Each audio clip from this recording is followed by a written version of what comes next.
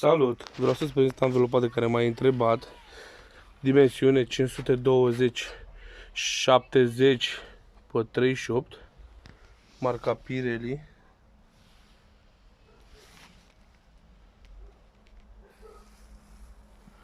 Indice de greutate 158.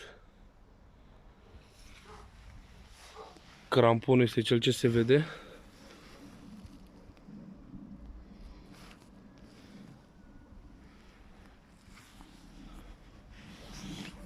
O anvelopă tânără.